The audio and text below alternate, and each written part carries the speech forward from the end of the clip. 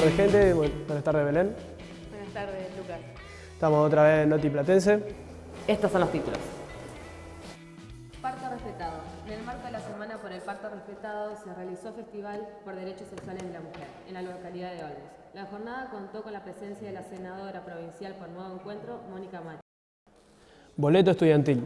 Luego de la masiva marcha en pos de la reforma de ley, el proyecto fue reformado en Senado y actualmente volvió a diputados. Aún se espera su aprobación. Basural en Arana. Los vecinos del barrio continúan la lucha por el cierre del basural a cielo abierto que trasladaron allí luego de sacar los demandas. Centros culturales. La concejal Florencia Saintut lanzó una reforma municipal que buscará promover los espacios culturales alternativos.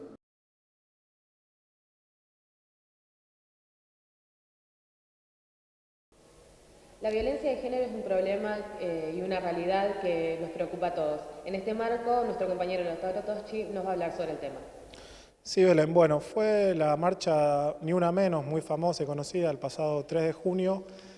En Capital se dio en la Plaza del Congreso, pero acá en nuestra ciudad, la ciudad de La Plata, fue en la Plaza Moreno. La plaza estaba llena. Lo que se pedía era que se termine contra la violencia de género, ya sea física, verbal o psicológica, que se termine con el maltrato, que el hombre deje de matar a la mujer. Y además, lo más importante es que se aumentaron las denuncias después de la marcha. Se realizaron 10 denuncias por minuto a partir de la marcha a la línea 144. Buenísimo. Si querés volver a repetir, así los Sí. televidentes saben a qué línea pueden llamar. Al 144, las 24 horas, es totalmente anónimo. Buenísimo. Y además fue también la Semana del Parto Respetado. No sé si Sí. estabas enterada, se dio del 18 al 22 de mayo. Acá en la Ciudad de La Plata hubo una actividad el 30 de mayo en el Centro de Fomento Centinela de Olmos, donde se realizaron bastantes actividades, pero la principal fue la senadora provincial de Nuevo Encuentro, Mónica Macha, que brindó una charla. Además, se proyectó una película sobre el parto humanizado, también se lo conoce, y consta básicamente en respetar la voluntad de los padres y del hijo a la hora de nacer. También le da derechos a las mujeres, entre ellos puede ser, por ejemplo, que es una persona sana, que puede tomar decisiones y también que puede elegir quién la va a acompañar en el trabajo de parto, en el parto y en el posparto. Así que vamos a ver el informe y luego lo comentamos.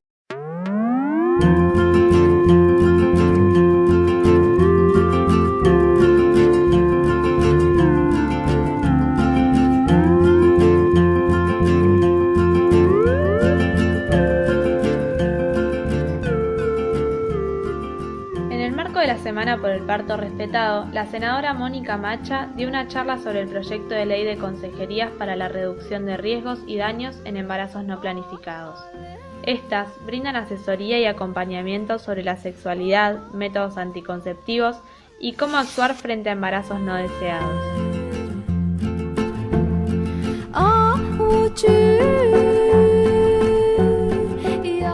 A su vez, la directora cinematográfica Eliana Guerín presentó su documental titulado Las formas de nacer, en el que se plasma, a través de diferentes experiencias, la importancia del respeto hacia las mujeres a la hora de parir.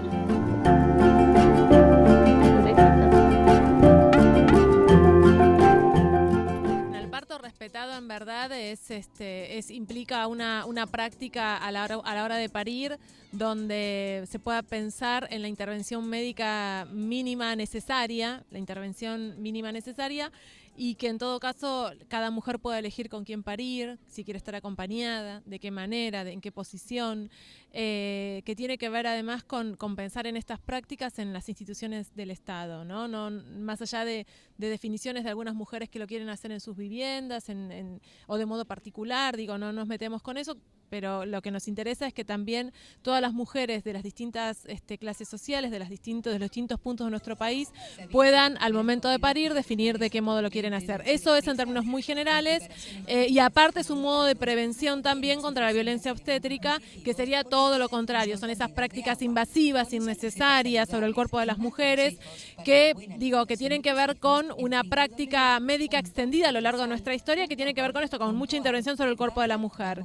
Y a veces veces con consecuencias muy graves, ¿no? Fallecimientos o discapacidades para siempre, pero aún sin llegar a esos extremos, hay un montón de ejemplos de situaciones donde hay una intervención que es innecesaria, que es excesiva y que no deja que la mujer pueda atravesar ese momento del parto con más felicidad, con más dignidad y con más tranquilidad. Ahí pasaba el informe sobre el parto respetado y bueno, esto ha sido todo por el primer bloque. Vamos al corte y ya volvemos.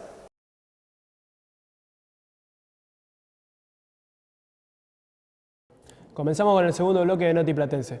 Muy interesante la columna de Lautaro. No, fue muy interesante por el hecho de que en el marco que se está dando hoy en el país sobre leyes que favorezcan a las mujeres, esto de parto respetado y ni una menos fue como que informa mucho más a la gente que está del otro lado, ¿no? Un montón de temáticas importantes que estamos tratando en el día de hoy. Además vamos a tratar otras temáticas más locales, estas ya pasaron un poco más nacionales. En La Plata además se está charlando por estos momentos mucho debate sobre los basurales a cielo abierto. Tras hace poco que la gestión de Pablo Bruera inauguró el programa Yo Reciclo para el reciclado de los materiales biodegradables en la ciudad, hubo problemas en el barrio de José Hernández por un basural a cielo abierto donde se estaban destinando los camiones de basura municipal. Y ahora, además, tenemos otro en Arana, donde los vecinos ya se están manifestando en las inmediaciones por las calles 121 y 637, donde los camiones municipales hace más de 2 semanas están yendo a tirar los residuos domiciliarios y los vecinos no quieren que pase lo mismo que pasó en Arana, donde la solución fue quemarlo, donde el gas y las cortinas de humo quedaron durante días atacando a la atmósfera y el medio ambiente. Así que ya amenazaron con manifestarse hacia municipalidad y esperan soluciones inmediatas por la gestión de Pablo Bruera. En otras noticias, además, Ana, si nos querés introducir un poco sobre las tomas de abasto. Sí, bueno, hablando un poco de lo que fue recién nuestro compañero nos contaba sobre el basural de Arana y sobre temas que hay que solucionar, en Abasto hubo un violento desalojo y los vecinos ahora están viviendo en las periferias de la ciudad mientras que esperan la resolución de la ley. Vemos el informe.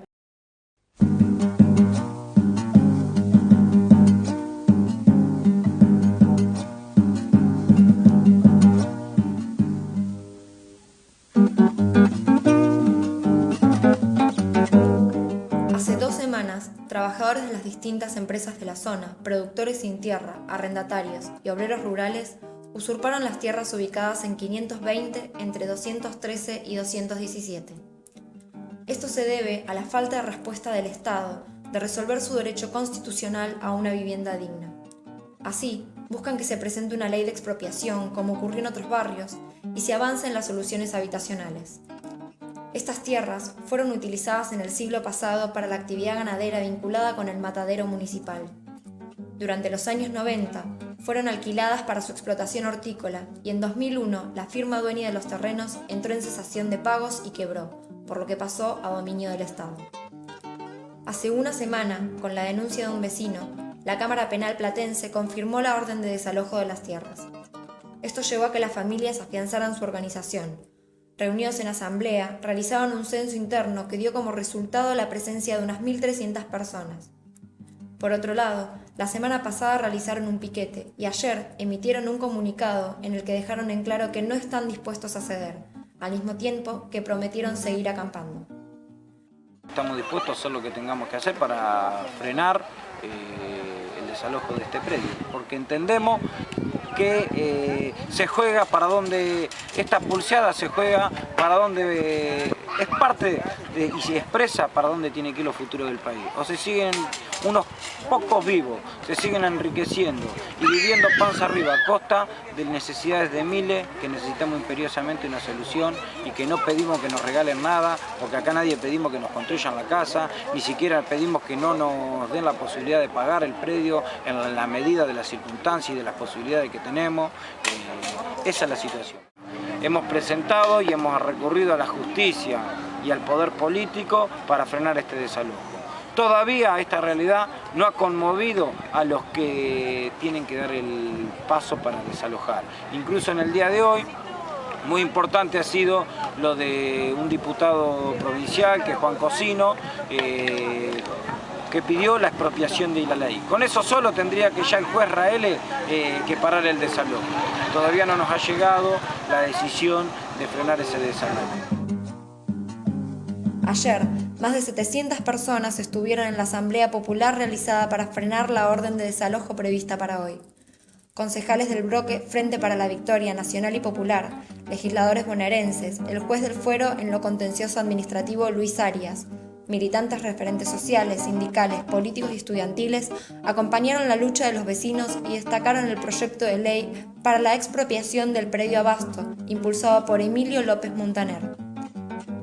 Los trabajadores creen que concretar este nuevo barrio beneficiará a todo el pueblo de Abasto, porque generará puestos de trabajo con viviendas dignas y urbanizadas, y será luz de esperanza para los que necesitamos vivir una patria verdaderamente justa para nuestros hijos, para los trabajadores y el pueblo entero.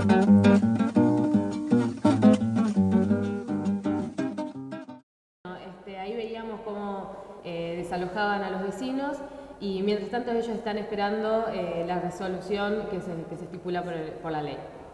Sí, y además ahora vamos a charlar un poco sobre el proyecto de boleto universitario nacional, provincial en este caso, pero ojalá que después evolucione a nacional, que hoy se pasó de Senado a Diputado por una modificación. Vamos a ver un informe de archivo que estuvimos pasando en las semanas anteriores, lo vemos.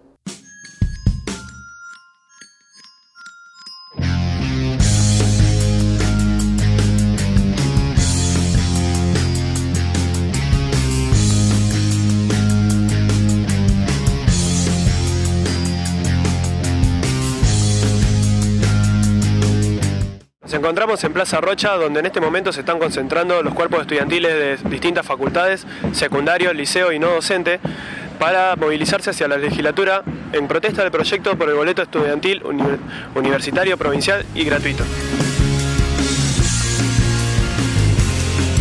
Nosotros hoy estamos marchando por el boleto educativo. Sabemos que es un proyecto que se presentó el año pasado en Cámara de Diputados, que se aprobó por mayoría, pero que sin embargo a un año de que se haya aprobado sigue cajoneado, sigue todavía sin tener una respuesta por parte de la Cámara de Senadores.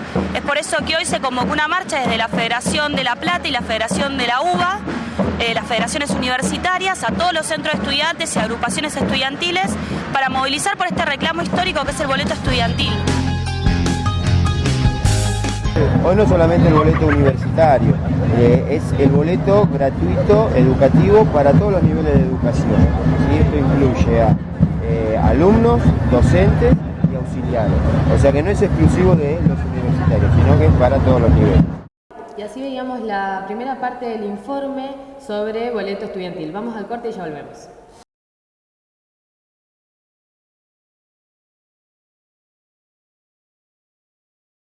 Continuamos con un nuevo bloque.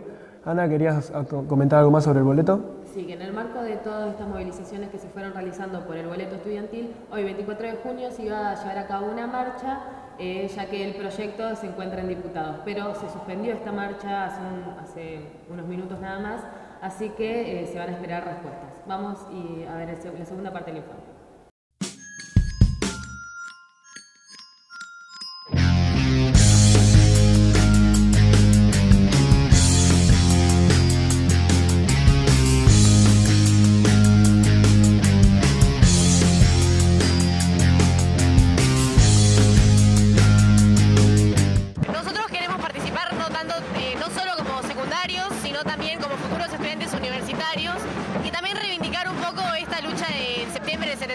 Que para nosotros nos parece muy importante, pero no solamente reivindicarla, sino que ampliarla y llevar adelante, digamos, ampliar el proyecto de lo que es el boleto educativo gratuito, que no sea solamente para secundarios, que sea para docentes, no docentes, con otras consignas también que estamos trayendo, el tema de las condiciones edilicias, de la educación sexual integral.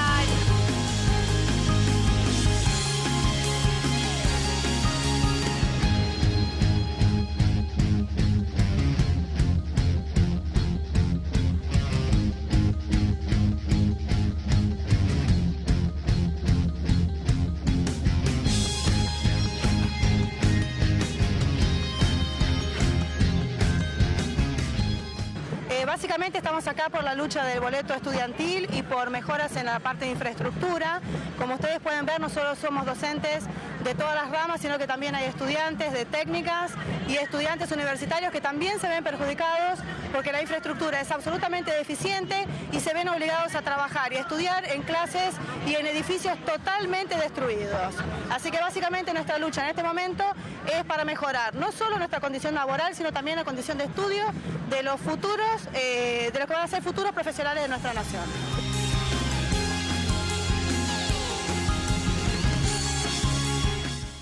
Nos encontramos en la legislatura, el punto final de esta movilización.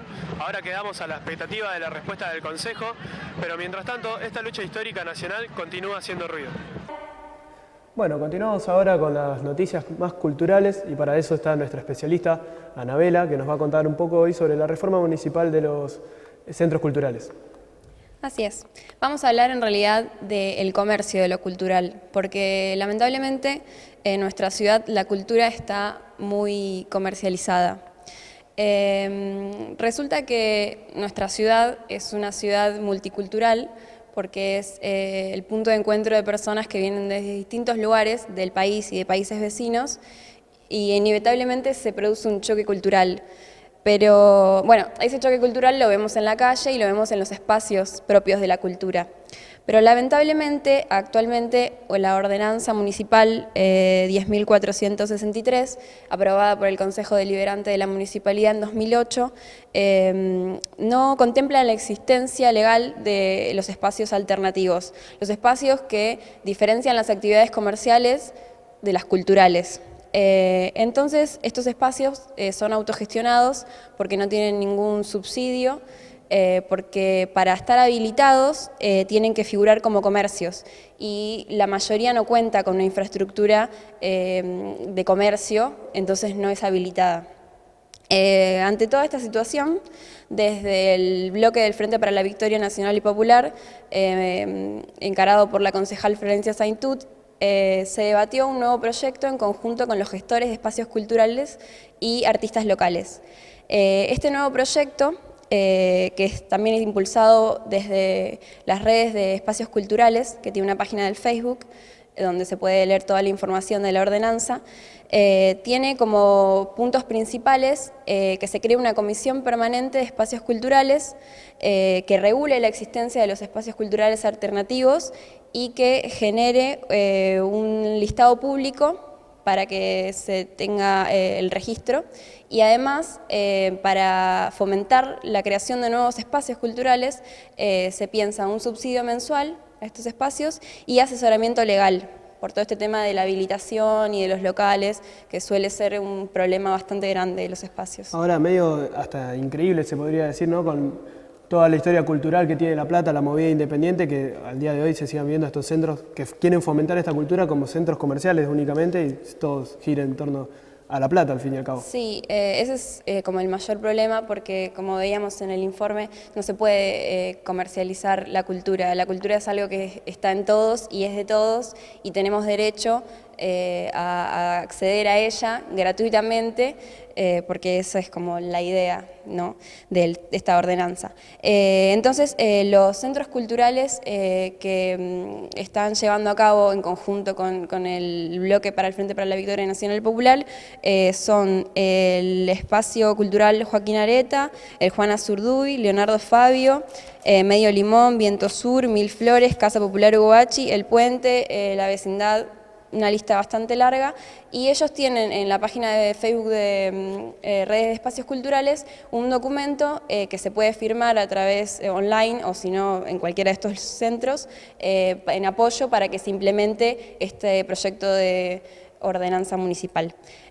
Finalmente, como conclusión, quiero cerrar diciendo que la identidad cultural de nuestra ciudad es muy importante y entre todos los vecinos y vecinas tenemos que apoyar que se implemente esta ordenanza porque la cultura no es sinónimo de comercio. Por supuesto que sí, y para profundizar un poco tenemos una entrevista a uno de los encargados de Pura Vida, uno de los centros culturales más emblemáticos. La vemos y enseguida volvemos. Bueno, Pura Vida es un espacio que surgió hace 7 años. Surgió con la idea de abrir un lugar donde puedan los artistas expresar sus actividades y no se les cobre y donde se les brinde un sonido digno. así surgió Pura Vida. Los músicos no pagan ni el sonido, ni un costo del espacio, o sea que el lugar les brinda el 100% de la taquilla para ellos y no tienen que pagar para tocar. Creo que el Pura va un poco adelantado a los tiempos de las bandas, porque siempre las bandas, para nosotros nos interesa mucho que las bandas debuten acá y hagan sus primeras experiencias en este espacio. Y eso nos importa mucho. O sea, me parece un proyecto alucinante, me parece que a partir del Instituto de la Música, espacios como este, como Pura, ¿entendés? Van a estar dentro de esa ley, porque son los lugares donde también le van a dar apoyo para que sigan existiendo. Y bueno, y para el artista también es muy importante. El artista necesitaba que ser reconocido por ahí en un aspecto legal, y también donde se le pueda colaborar con las grabaciones de los discos, con la difusión, y también creo que van de la mano también con la ley de medios. O sea, cuando la ley de medios también tenga pleno funcionamiento, creo que van a salir beneficiados los artistas independientes, ¿no? Porque la ley de medios habla en algunos puntos donde se tiene que difundir en todas las radios, todas, no las radios de rock, sino música independiente. Y creo que la ley de la música me parece un paso importante. Ahora todo depende de la paciencia, del tiempo y de la gente que tiene que ponerla en funcionamiento. Bueno, terminamos de ver recién la entrevista del encargado de Pura Vida, uno de los buenos lugares de La Plata para fomentar la cultura independiente. Le agradecemos a Anabela por la columna que nos dio recién y se nos acabó el tiempo. Sí, bueno, esto ha sido todo por hoy. Nos vemos en el próximo programa. Nos vemos la próxima. Hasta luego.